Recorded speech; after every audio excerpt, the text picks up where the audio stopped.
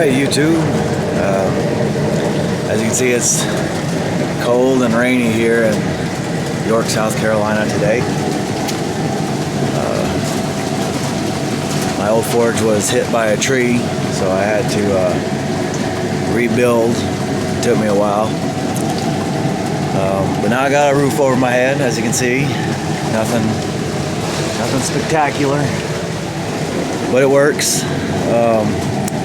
Spent all day yesterday at the Renaissance Festival in the sun, and I saw something that I really found interesting, and I'm going to try to make it.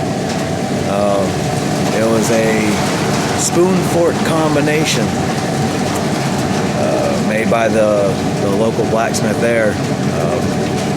I'm not sure of his name. I have his business card in the house, but I'm going to try to make one. I didn't see him make it. I just saw the finished product, and we'll see how it turns out. Sorry about the video quality. I got a lot of crap in here right now. I'm trying to keep my tractor dry and everything else, so let's see if we can see my anvil. There we go. Zoom in.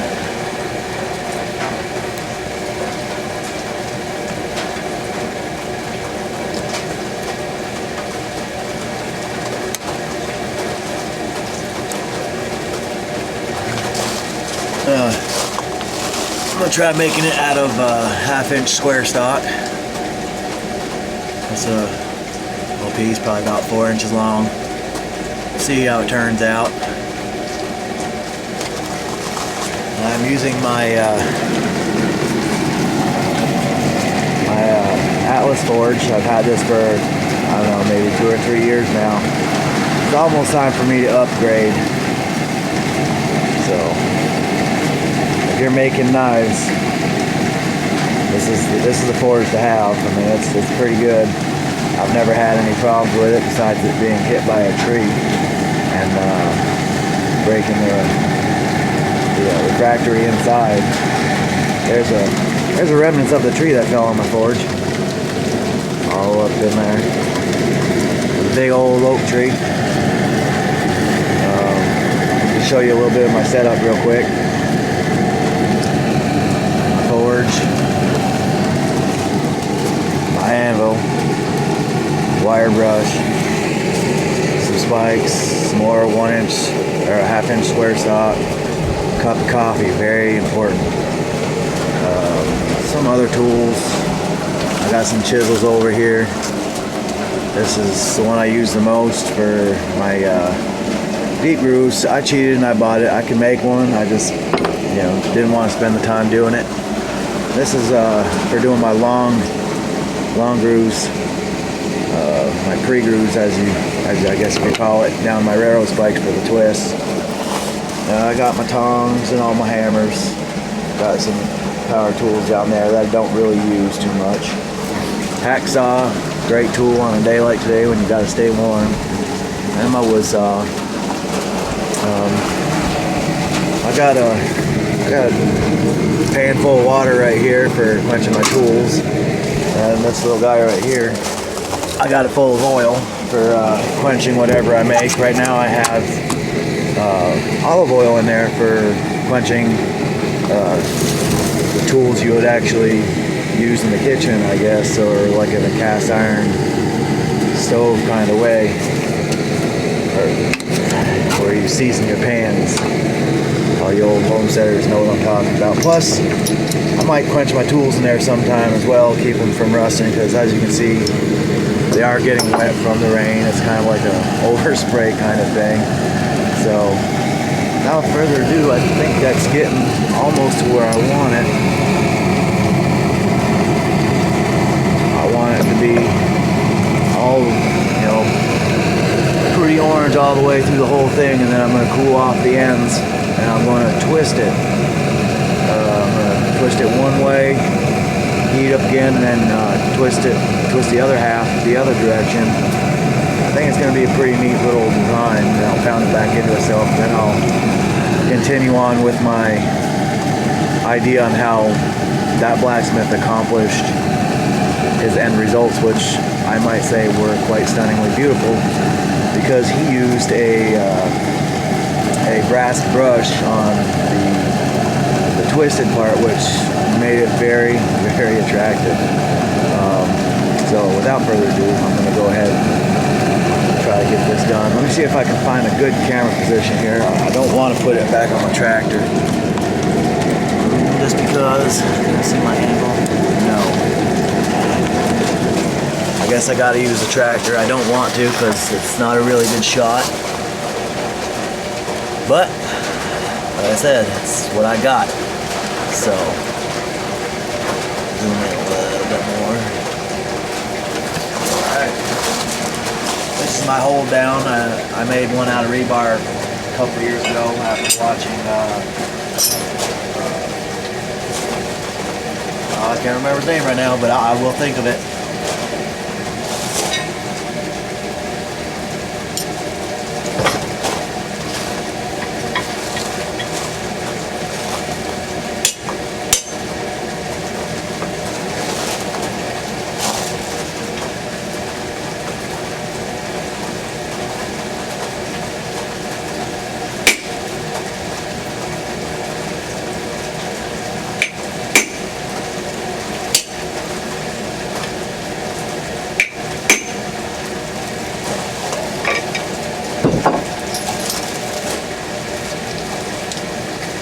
You can see that. Not directly in the center, but I think it'll be alright. Gary Houston is his name. If you haven't found him on YouTube and you're an aspiring blacksmith, check out Gary Houston. I don't know if that's how you pronounce his last name, H-U-S-T-O-N. Might be Huston. But he's an extraordinary blacksmith. Everything that I've done, I've pretty much done mimicking him. There's a lot of good ones. Chandler Dickinson, Trolsky's great for if you want to learn how to do bevels on bushcraft knives or any kind of knives. Love those guys. A wealth of knowledge out there on all their videos. I only hope that I could be like them eventually, someday. I don't have much to work with, but I'm doing alright so far, I think. So, let me see if it's hot again.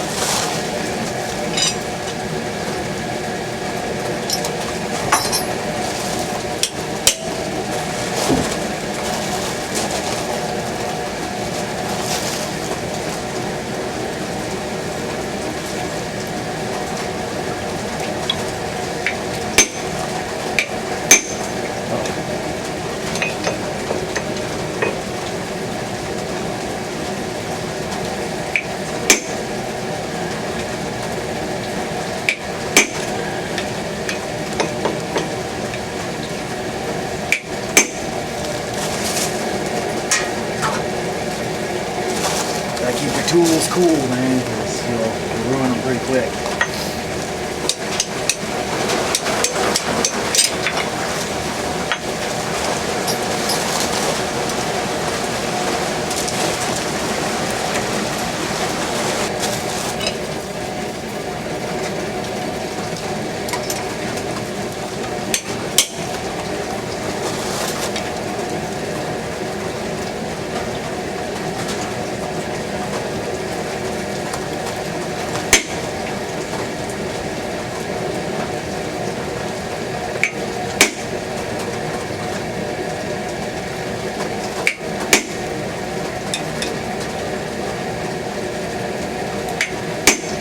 You can see how cold it is today. My steel is not staying hot very long at all. See if I can get two out of this one. Doubt it. Nice if I could.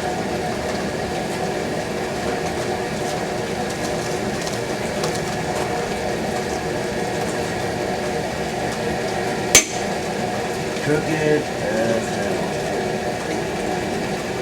Mess that all up. Might be able to save it. Maybe not. Who knows? You see how good that holds. Holds extremely well.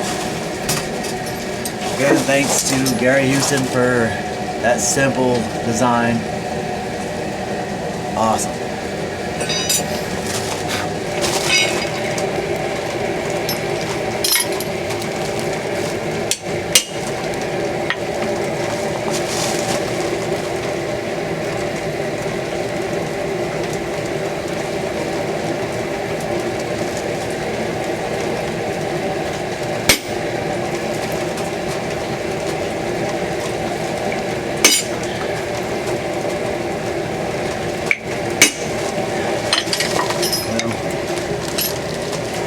Good enough for government work. I don't know. Oops. I don't know if you can see them or not, but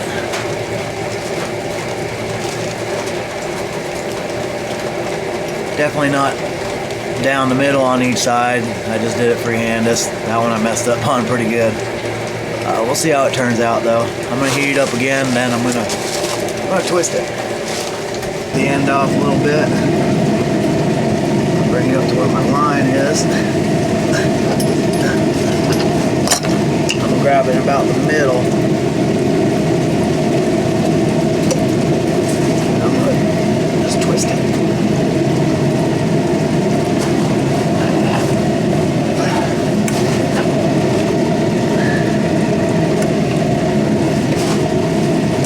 About all I need, I think. My hammer. Straighten it up a little bit.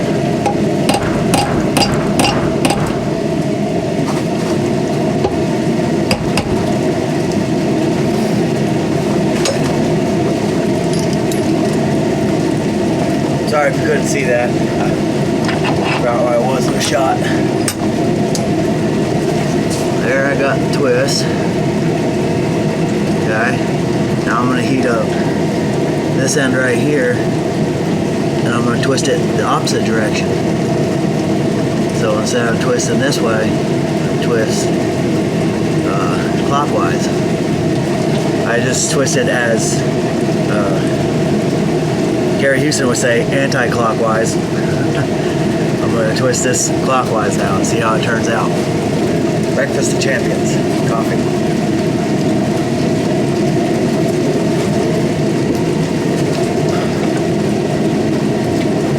Pull it down quite a bit. Just try to put it right there.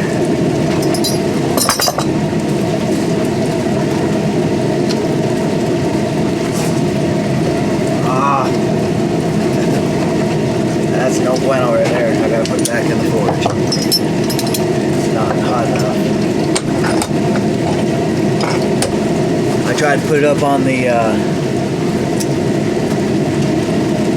I tried to lock it down on the twist just to help keep the twist that I'm trying to do away from the twist that I've already done, and it slipped in my vise, so back in the forge it goes. Alright, try this again.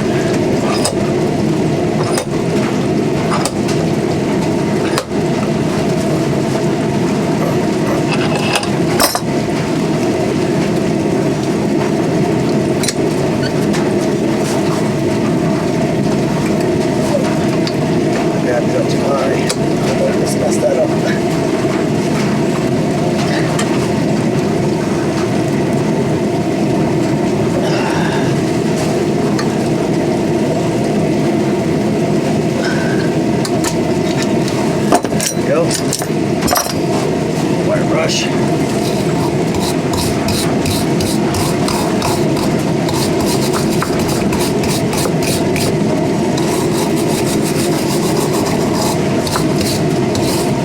Lots of rust coming out of this brush. I haven't used it in a while. Okay. I think it turned out pretty good so far. Get the tongs back on there.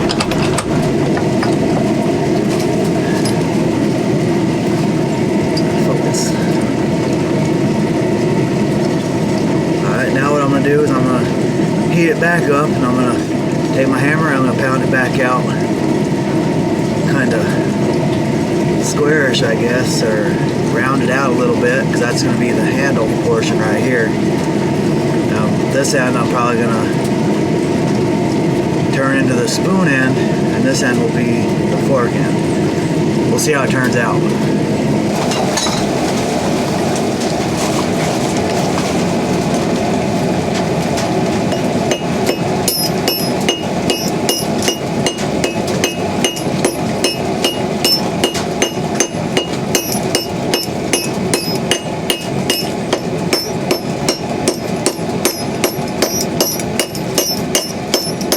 I'm keeping it moving. I'm not keeping it in one spot. I don't want to flatten it. I want to round it.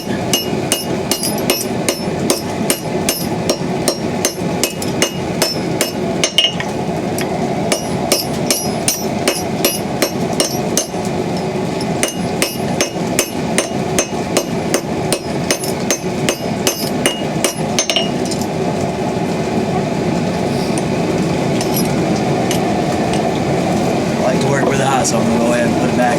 But you can kind of see there, I think, what I'm trying to accomplish.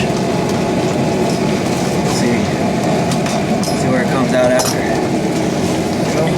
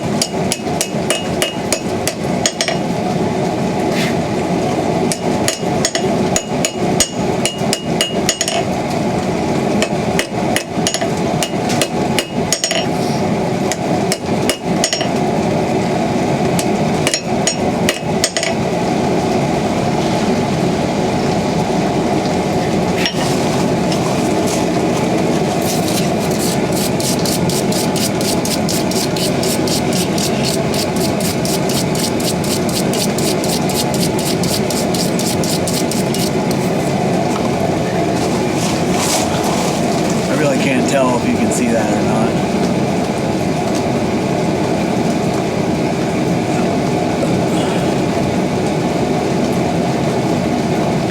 I'm going to heat it up again. I'm going to start trying to pound out the rest, I guess.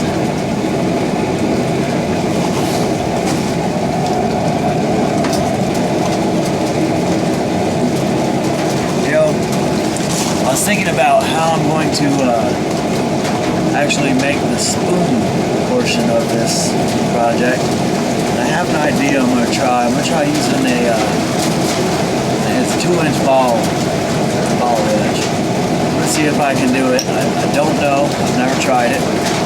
But I'm going to put my seal on here and I'm going to try using the side. Hopefully it works. If not, I'll have to find out a different way to do it. But we'll see.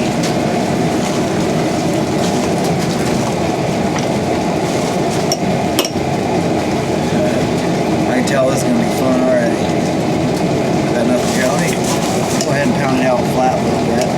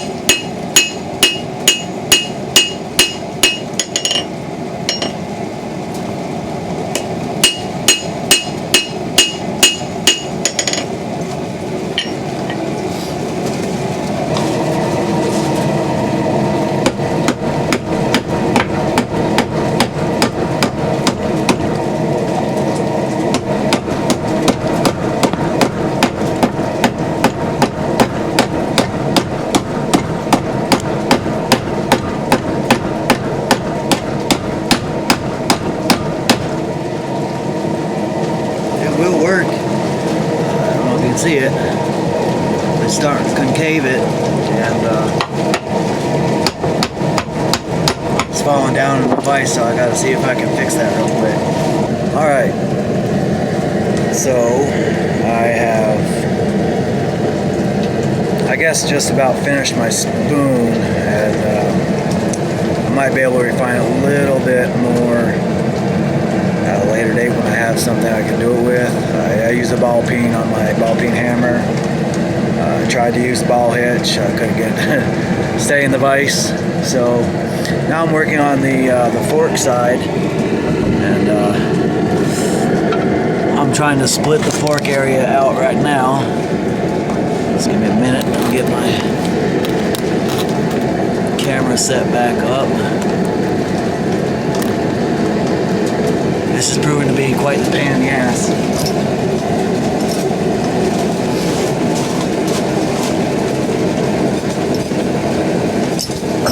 Get this hole down out of the way.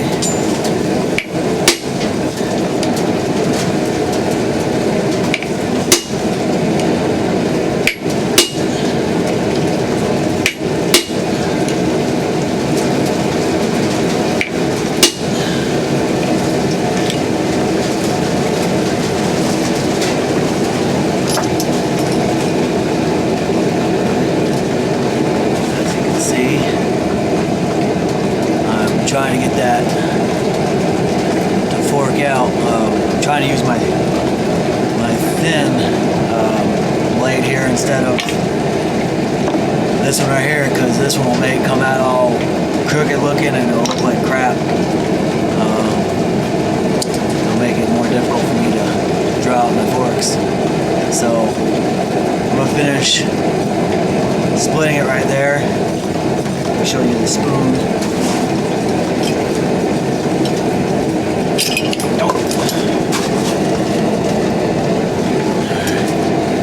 There's my spoon. Like I said, I'll draw it, I'll fix it up a little bit later on when I have something to do it with. I got a couple ideas, I just don't have time right now to do it. So I'm going to finish the fork, get it done.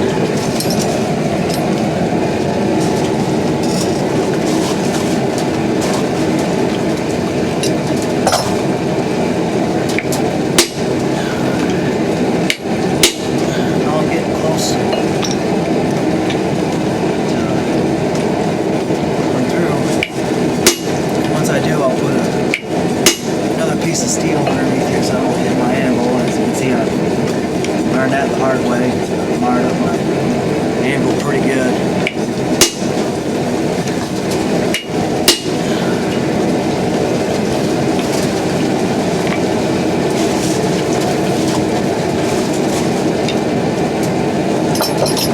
Remember to keep your tools cool. You don't want to ruin your tools. Soften them up and they'll start mushrooming on you and you'll have to fix them.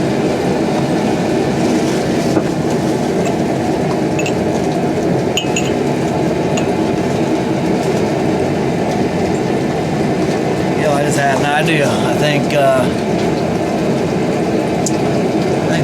my next project is going to be actually making a spoon out of this. I'll smooth all this off up here, round out the edges, maybe make it just a little bit longer and a little bit wider, and then I'll fix the neck here where it'll actually fit inside my hardy hole, which is in really rough shape.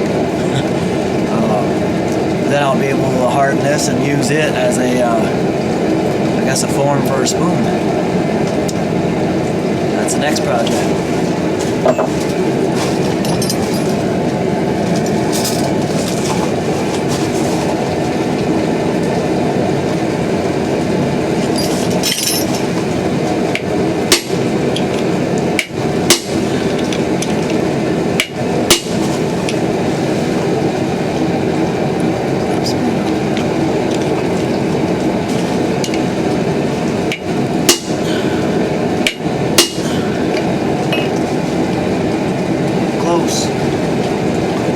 Let's give it another heat. It don't take long once you start getting to that thin part.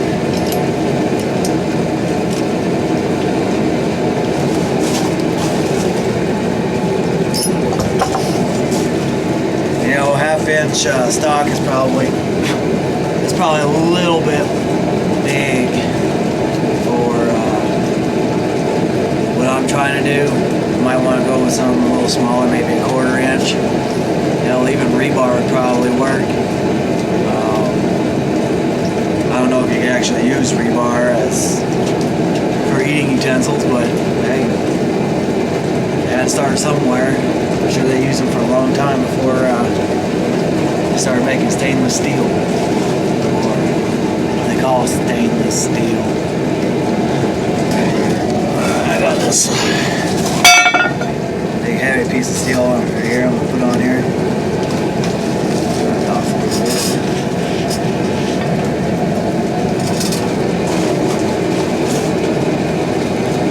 Suck the heat right on out of there because it's cold.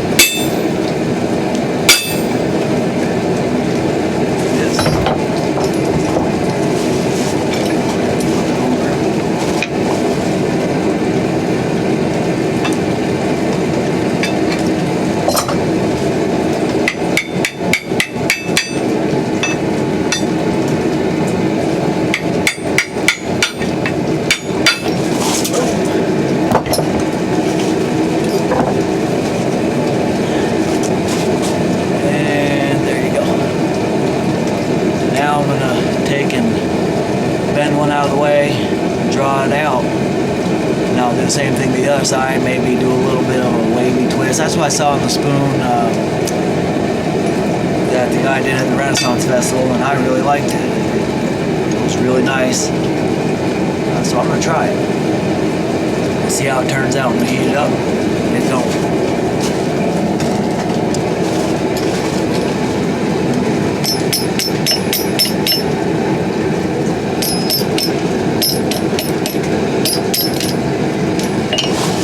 Really don't want to mess up my spoon.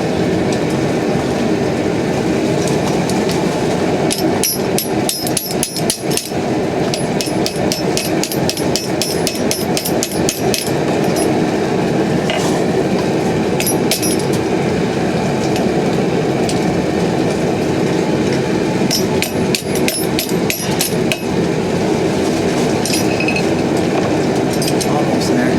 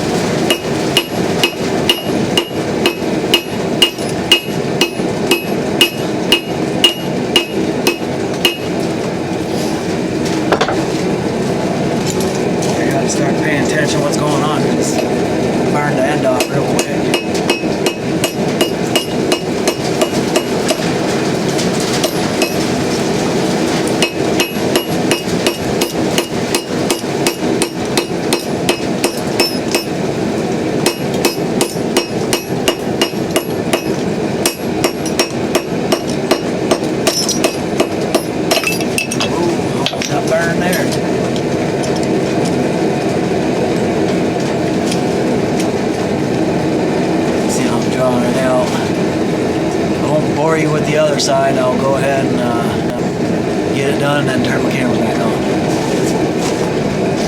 Alright, so last time I saw you, I believe I was close to being finished with the